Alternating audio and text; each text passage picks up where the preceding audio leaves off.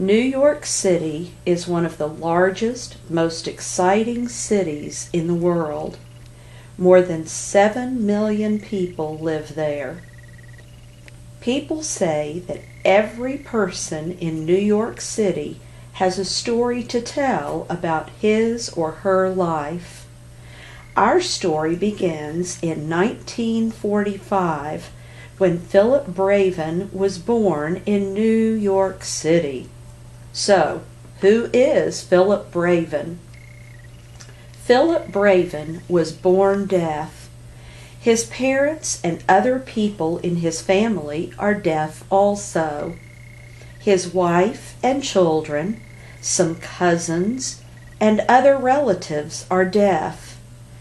Philip had no problem learning how to sign when he was very young.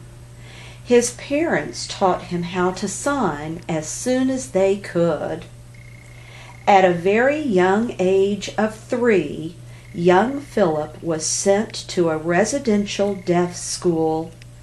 This school was in a neighborhood of New York City called Manhattan. The school was called the Lexington School for the Deaf.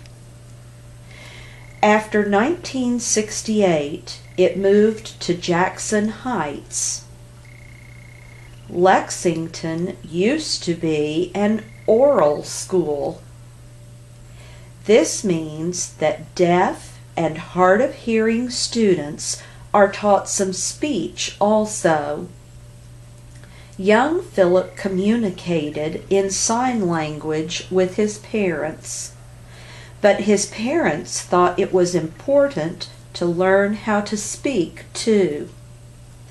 From 1953 to 1961, Philip attended the New York School for the Deaf in White Plains, New York.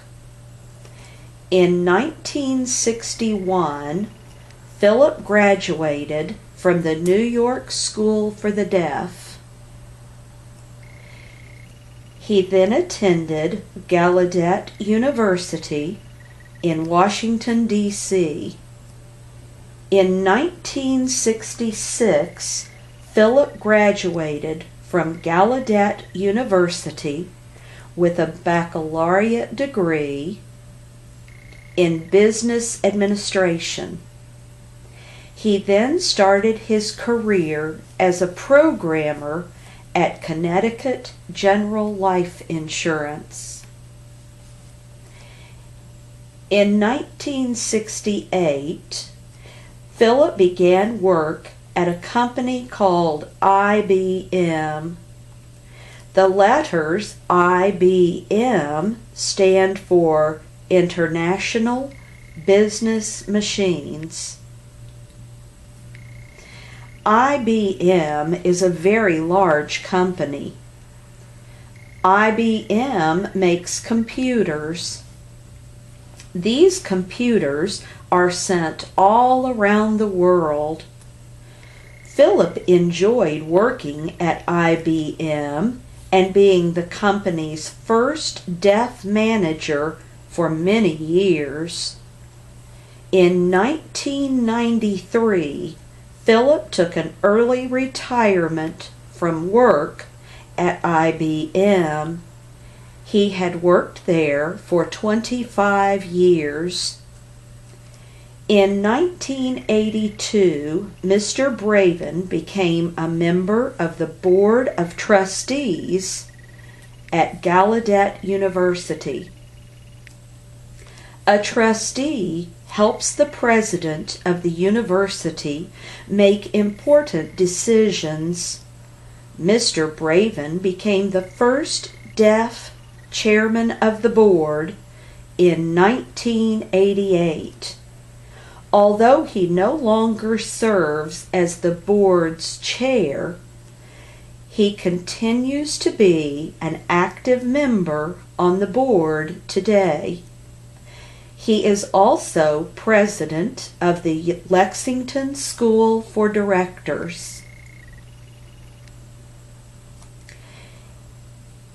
In 1995, Philip Bravin also narrated a video about cochlear implants called Cochlear Implants Covering the Basics.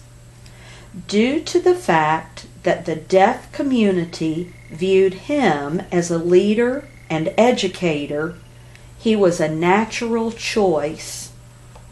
That video deals with the pros and cons of cochlear implants and gives a general background on the ear and hearing loss. Today, Mr. Bravin keeps very busy. He is very active with many different jobs. He started his own company called Yes You Can. This company provides marketing and services for deaf programs and deaf schools. Mr. Bravin is the new president for the National Captioning Institute, NCI, in Virginia. NCI helps to create words that appear on the television screen so that many people can read them. Mr. Bravin likes his work and believes that yes, you can.